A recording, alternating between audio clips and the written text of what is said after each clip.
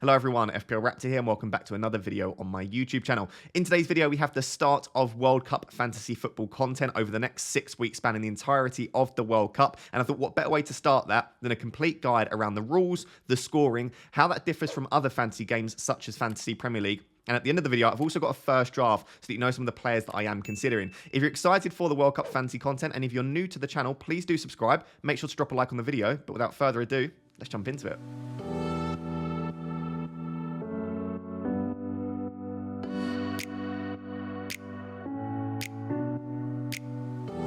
So I'm not entirely sure how long this video is going to be, but I will timestamp and use the chapter feature down below so you can skip to the sections that you want. But I think it makes sense to follow it from start to finish so that you have a complete idea about how this game works, how it differs from FPL. And also, like I said, there is a draft at the end for you to compare with your current draft as well. I'll also drop in the description a link to sign up to the game and also a link to the rules section as well, just so that you can read up yourself. As I've said in this video, it is key information that I'm giving you. I'm not giving you every single element of the game because that would take hours. I'm giving you the key info. I would definitely read the rules yourself before you play this game. It might seem slightly complicated at first, but it's really not that difficult. There are only a few key differences, and I think as you start to play the game, it will become fairly obvious. The important thing for me to note is that with Fantasy Premier League, I feel like I could call myself a bit of an expert, i.e. I know how the game works, I know how it functions, and I'm doing fairly well this year, and that's because I spend so much time researching it, and I know the Premier League inside out, not even outside of fantasy football. I feel like I know some of the Premier League teams quite well in the way that they play.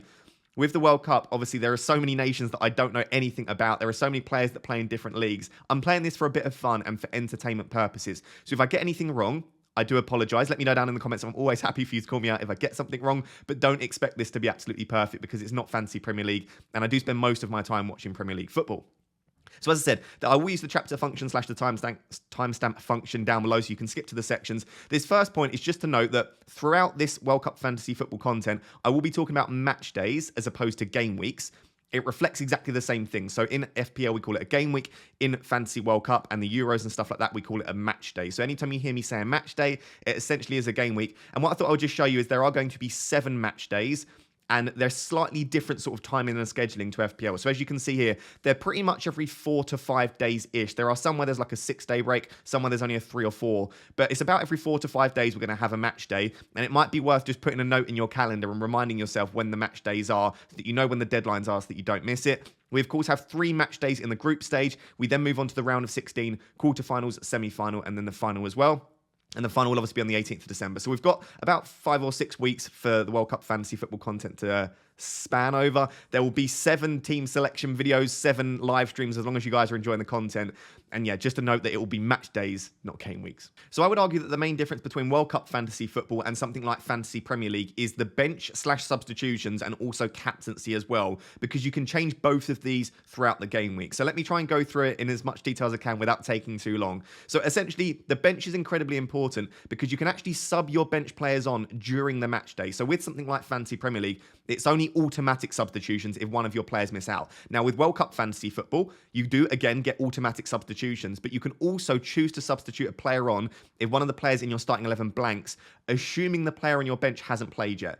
So let's say, for example, the match day 1 starts on Sunday and ends on Thursday. If you have a player that plays on Sunday and blanks, and you have a player on your bench that plays on Thursday or Wednesday or Tuesday, like after the Sunday game, you can then substitute that player on manually and bring that player on. Obviously, when it starts to become tricky is if you have a player in your starting 11 that gets you, say, 5 points, do you decide to stick or twist? Do you decide to bring on a player that hasn't played yet in the hope that they score more than 5 points? We'll, of course, discuss strategy throughout the next sort of 5 to 6 weeks when we play this game. But I guess the important thing to note is that you want a strong bench. Unlike FPL, where you would want as cheap a bench as possible, you'll actually want players that are doing fairly well that will start and can get you points on your bench. But the important thing to note is that you shouldn't organise bench based on the strength of the players or based on price. You should be organising the bench based on when they play. So the players that play later in that match day, for example, Brazil play on Thursday of match day 1, you would probably want to put some of your Brazil players on the bench rather than in your starting 11. And any players that play earlier in the match day, i.e. on like a Sunday or a Monday for match day 1, you would want to start them in your 11. So you organise your bench in a very different way. So the 2 things to know, important to have a good bench and also important to organise your bench according to match day. I'll discuss that in the final section when I go through my current draft. It will become a little bit clearer. And then the other thing to note is captaincy. Again, similar to sort of benching and substitutions, you can change your captaincy during the match day. I'm going to keep saying game week. It's going to be a difficulty getting out of that. So for your captaincy, you can only change it once per match day. And it can be on the same day as the day that your current captain plays. So, for example, if you captain someone on a Monday, you can switch your captaincy to another player that plays on the Monday. However, they have to play at different times on that match day. On that day, I should say. Now, it's important to have two good captaincy options as a result. So, for example, you wouldn't probably want to go with a 1 premium draft because you might want to switch your captaincy. And it's also to make sure that those two captains play at different times, i.e. they don't have the same kickoff time on the same day. So that might be slightly tricky to understand. Basically, you can change your captain once, and it would have to be after that player plays. So, for example, let's say you captain Kane on the Monday. You can switch your captaincy off of Kane to Neymar on the Thursday, but you can only make that change once. And again, the difficulty comes is when do you decide to stick and twist? So let's say Kane gets you 7 points. Do you decide to switch your captaincy on the Thursday to Neymar? Or do you say, you know what, I'm going to stick, at least Kane got a return. I don't want to bet on the fact that Neymar will get more than 7 points. Again, it's a bit of sort of strategy. It's around the risk and the reward of switching off of that. So I guess some of the major decisions throughout Fantasy World Cup is going to be when do you decide to bring in your subs? Do you decide to bring them in for which players? And also, do you decide to stick or twist with your captain? Again, we're going to discuss that strategy throughout the different match days, but those are probably two of the major changes between FPL and between World Cup Fantasy. If I haven't made any of those points clear, let me know down below in the comments and I'll try my best to clear it up. So the second noteworthy thing in World Cup Fantasy Football is the boosters available to us, which is basically the word that they use for chips. So if you've played Fantasy Premier League or other fantasy football games, we usually call them chips. This case, we're calling them boosters. So in this game, we have 3 chips or 3 boosters available to us. Those are wildcards, 12th man, and power captain. We'll start with wildcard because this is one that's used in many other games, especially Fantasy Premier League. So the wildcard allows you to permanently change your team for that match day, and then for future match days as well, you go forward with the team that you've changed to. The important thing to note is that you can't play it in match day 1, of course, because we all have unlimited transfers in the lead up, and you can't play it for the round of 16 because, as we'll discuss in a second, everyone has unlimited transfers for the round of 16. So after the group stage, we are all given unlimited transfers to change our teams anyway. So you can't play it match day 1, you can't play it in round of 16. So you've got a few options. You've got match day 2. You've got match day 3, which are the 2 final group stage match days. And then you've got the quarterfinals, semis, or finals. Now, it doesn't make sense to play it in the semis or the final. As we'll discuss in the next section, you get loads of transfers for those anyway. Maybe you could play it in the quarterfinals. If you get your round of 16 wildcard wrong that you get anyway, your unlimited transfers, you can maybe play it in the quarterfinals to rectify any mistakes you make.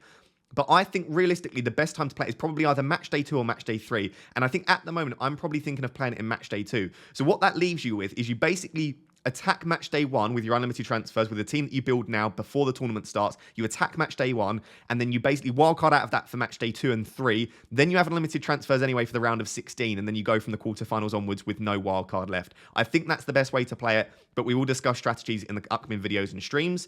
The next booster is something I've never seen in any fantasy game before, and they're calling it the 12th man. So you can pick one extra player to score points, probably in the group stages, I think is best. So you've got your team of 11, then you've got your bench as well. The 12th man allows you to select one player that you don't own to score you points in that match day. So I'm considering maybe going without Mbappe in my first draft, as you'll see, because there are just so many good players to choose from. I could just select Mbappe as my 12th man for the first match day and still get his points. So I think this looks really interesting. I haven't seen like loads of detail about if there's any issues with budget and stuff like that. I'm assuming you can literally pick any player you want to. Let me know down below if you've seen anything more around it. It looks like a really interesting booster, though, and I'm excited to use it. I'm probably, again, just because of, I think there'll be better teams playing weaker teams in the group stages. I think the 12th man looks, again, like a booster that I would rather play in the group stages as opposed to the latter rounds.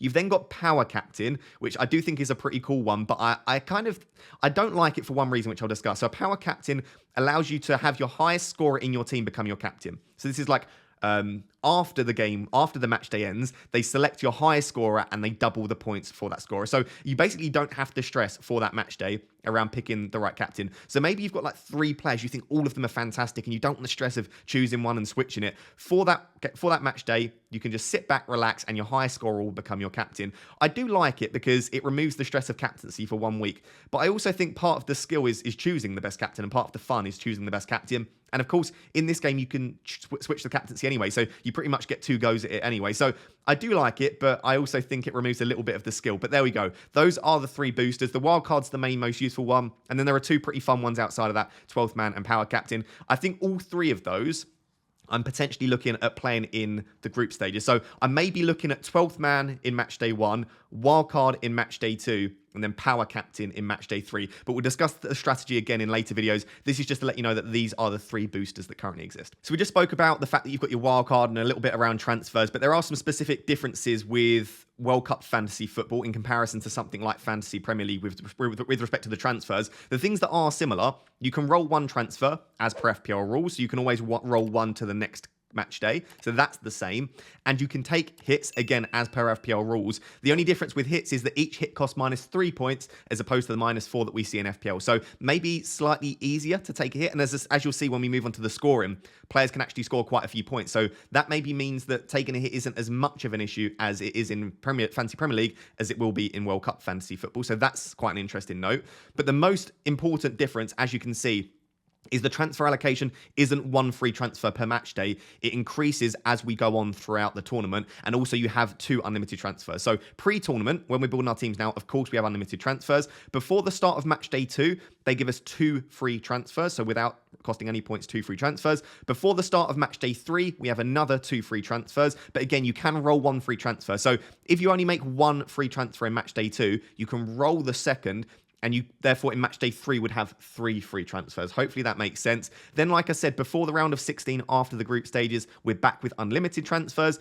Before the quarterfinals, it's 4. Before the semi-finals, it's 5. And before the final, it's 6. The reason it keeps increasing is, of course, there's less teams involved. And if you back the wrong team, you could be left in a position where if you've backed the 2 wrong teams going into the semis, you could be in a position where you've got like no players available. So they give you more transfers as the tournament increases. But I do think that if you do continue to back the wrong teams in the quarters, semis and final, it will be at a stage where you probably have to take quite a few hits if you want to field 11 players. So hopefully that's clear. I don't want to go into it in too much detail, but just know that it's not 1 free transfer, and maybe just save this table and just remember that throughout the tournament, it will increase the amount of transfers that you have available, and each hit only costs 3 points, so it might be slightly more valuable to take hits in World Cup fantasy football.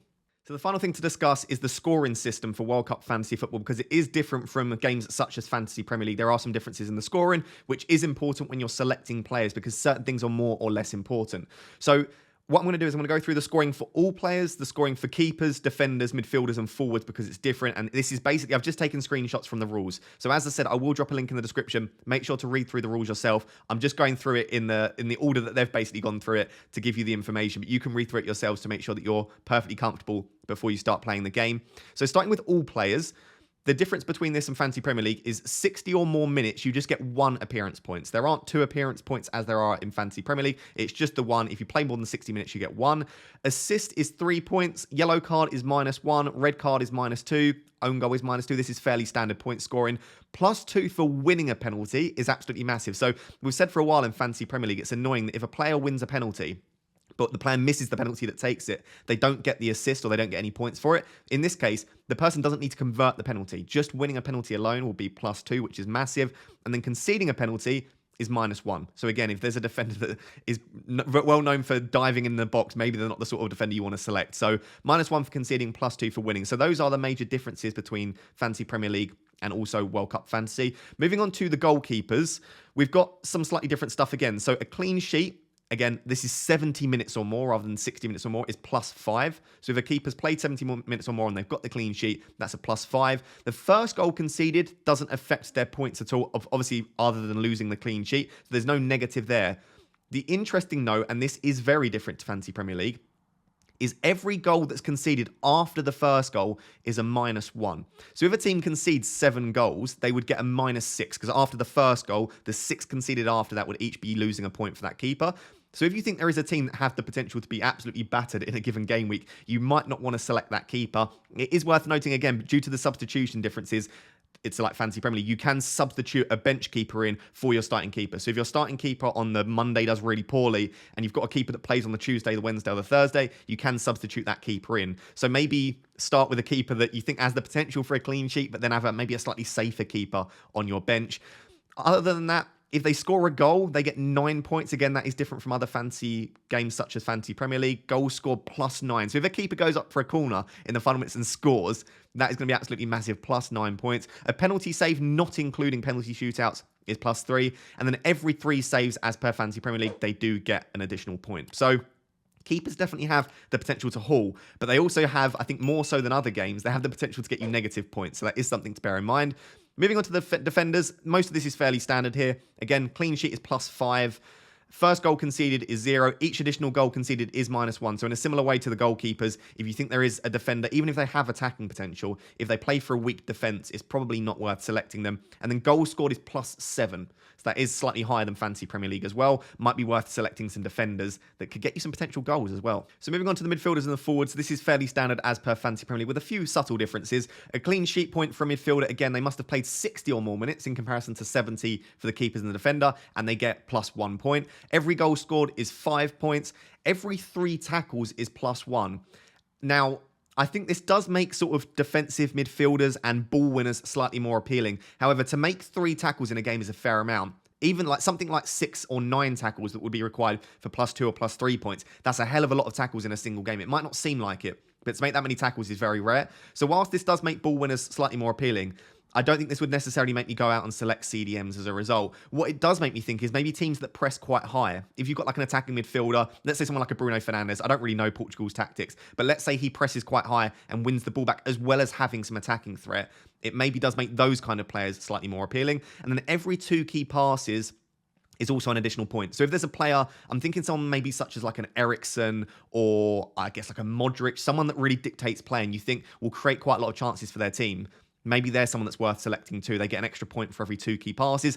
Again, though, it's very rare that a player will make 4 key passes in a game. They would have to have an absolute stormer to make 4 key passes, and 4 would only be 2 additional points. So whilst these are nice additions, it doesn't make me necessarily want to go out and pick a player specifically because they make loads of tackles or make key passes. But if there is a player with attacking threat that also does those 2 things, maybe it's worth selecting them. And then the forwards, it's nice and simple. +5 for a goal scored. Interestingly, a forward gets exactly the same amount of points for a goal scored as a midfielder.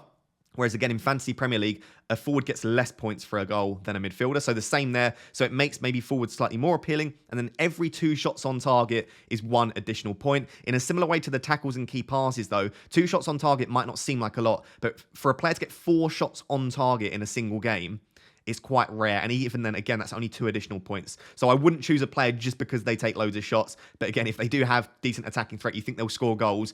By doing so, they'll probably take a lot of shots anyway. So it might be worth considering players there for that reason. So hopefully all that scoring makes sense. Again, it's worth reading through the rules yourself. I've deliberately not gone through it in tons of detail, but hopefully you can see there are a few subtle differences and it might slightly change the players that you want to select.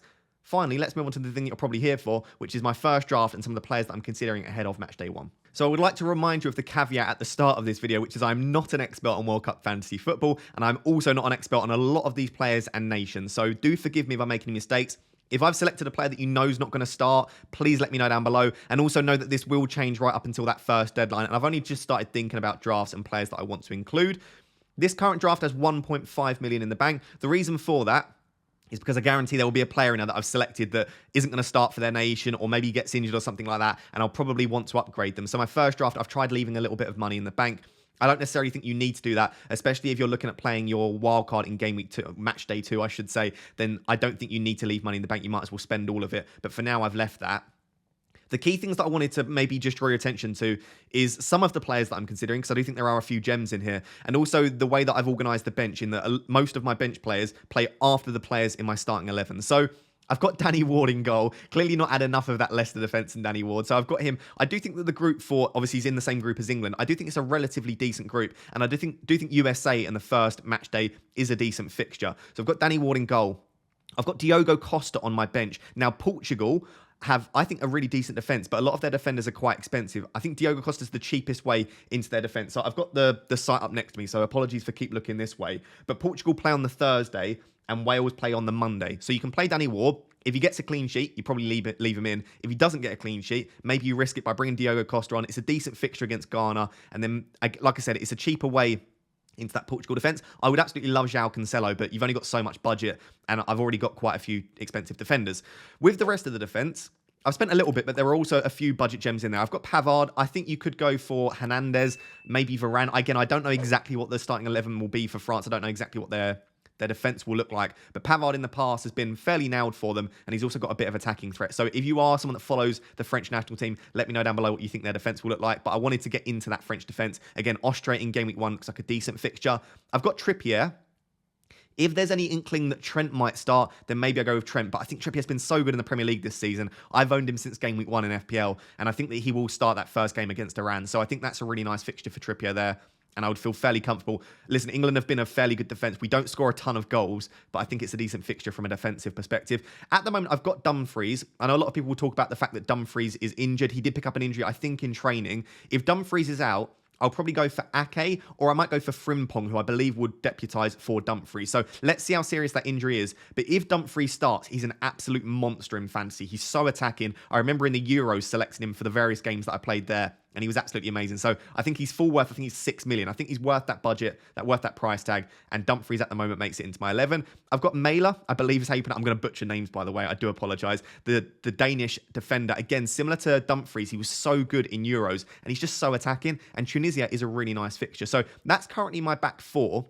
I've got Borna Sosa on the bench, incredibly cheap. And as far as I know, a few people have told me that he is in their starting 11 for Croatia. And Croatia play on the Wednesday. So all of my defenders, I believe, play before then. I'm just going to check the fixtures. So like Trippier plays on the Monday. We've got, who else we got? Pavard plays on the Tuesday. We've got Mailer plays on the Tuesday as well. So pretty much all of my defence play before then. So if any of them blank, I can bring Borna Sosa on and hope that he gets something. But he's just a really cheap defender. I think he's like 3.5 mil. Really easy way to get a cheap player that can sit on the bench as a later fixture in match day 1. So that's the reason he's there. Moving on to the midfield, I've currently got no expensive midfielders, but all of them are around sort of that, most of them anyway, around that sort of £7 to £8 million price tag.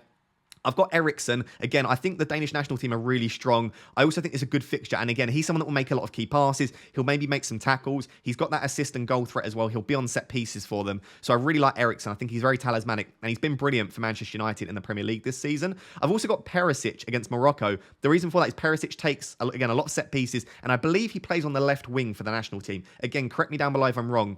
But I think that he's been fairly fit in the Premier League this season. I think he'll go into there with quite a lot of confidence, and he plays very well for the national team. And again, Croatia are a team that I could see doing fairly well in match day 1 against Morocco. I've got Bergwijn in there against Senegal. As far as I'm concerned, I've seen a few predicted 11s for the Dutch national team, and I think Bergwijn plays as a striker alongside Memphis Depay. If that is the case, he looks like a really, really cheap price, and I expect, again, the Netherlands to do fairly well in the World Cup. So I think those 3 midfielders, Eriksen, Perisic, and Bergwijn, are really nice. On the bench, I've got Musiala. I'm definitely butchered that name. I do apologise. Again, I don't really watch a massive amount of football outside the Premier League, but I know he's been absolutely tearing it up in the domestic competitions. And I know that, again, having seen some of the Germany predicted lineups, it looks like he's going to be in the starting 11, and he's got some attacking threat. Again, someone that maybe will make a few tackles as well and some key passes. And I just wanted a little bit of a route into that Germany attack, and he's one of the cheaper options to do so. A decent fixture against Japan. I have seen a few people saying that they think Japan could do well in the World Cup. I don't know a massive amount about the Japan national team. However, I still think it's a decent fixture for Germany, and I did want a route into that attack. The reason he is on the bench at the moment is Germany play on the Wednesday again. So the final day of the match day is Thursday, but he's playing quite late, so I can wait for Eriksen, Perisic, and Bergwijn to play, or any of my players. I could wait for Mailer to play as an example, and then I could sub Musiala on to make sure that I have that player that could potentially score more than the blank. I've also got Leandro Trossard. I can't remember his exact price. I think it's like 5.5 million. A few people are predicting Trossard to start. A few people are saying that Hazard might start ahead of him. Again, I don't know the Belgian national team particularly well, but I've seen a few people predicting a start. He's been very good in the Prem this season. If he does start, the Belgium team, I expect to do very, very well. They're very attacking. So if he does start, he looks like a gem, but it's going to be one of those where hopefully we'll get some sort of press conference update or an interview, and hopefully we'll get a bit of an inkling as to whether he does. If he doesn't, that may well be where I use the 1.5 million to upgrade him, because I don't really like any of the options at that cheaper price particularly. Let me know, are you going with Trossard? Do you think he'll start? And if not, are there any decent alternatives that you know of that I can maybe select in my team? And then the front 3 is where most of my money is. I've got Messi. I think Messi will do really well, but I just want to own Messi. And because I'm not taking this maybe as seriously as I take FPL, and I just want to have some fun with it, I'm going to select players that I want, and I want to own Messi for this World Cup. I think Argentina will do really well. Really nice opening fixture against Saudi Arabia. And at the moment, Messi is my captain. Now, Argentina play on the, let me just double check this. They play on the Tuesday. and then Brazil play on the Thursday. So my current plan is to own Messi, captain him on the Tuesday. If Messi blanks or maybe only gets one return, I'll probably risk the captaincy switch and then move to Neymar, who plays on the Thursday. So those are going to be my two captains for match day 1. If Messi gets 2 returns, I probably won't switch the captaincy. If he gets 1, and we're talking maybe like 8 or 9 points, maybe I'll make the switch to Neymar, but I'll decide that obviously on this, I guess on the Wednesday or Thursday before Neymar's fixture. I do think Serbia are a decent defensive outfit, but I expect Brazil to do fairly well, and that's why I've chosen Neymar there.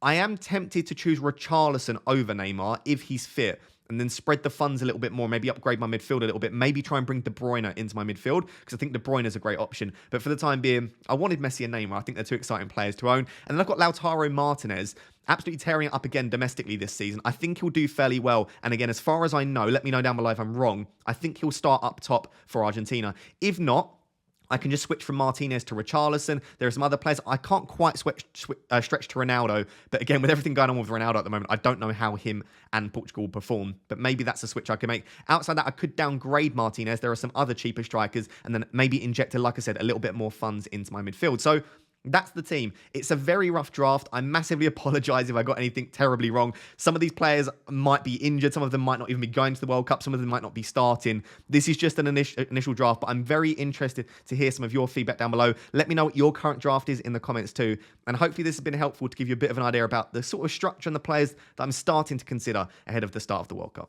So guys, there you have it. That is my first World Cup fantasy football piece of content here on this channel. Hopefully you did enjoy it. Hopefully the guide was useful at the start and also seeing my first draft. There will be content throughout the World Cup. As I said, there will be content later this week, either a live stream or a video, maybe both. The reason that there won't be content sort of midweek is I'm off to the Football Content Awards along with FPL Focal, FPL Harry, Let's Talk FPL as well. There are a few of us going to hopefully pick up an award for the best in fantasy football, but otherwise just enjoy the event. So the next piece of content will probably be Friday or Saturday, but I will try and guide you and help you through the World Cup, and hopefully we enjoy playing fantasy football during the break as well. If you're excited for the content and you do appreciate this guide, please do drop a like on the video. Let's try and hit, I don't know, 750 likes. Is that optimistic for this kind of video? Let's push for 1,000. 1,000 likes on this video would be absolutely amazing. And also make sure to subscribe as well. Until next time, thank you very much for watching. Cheers. Bye-bye.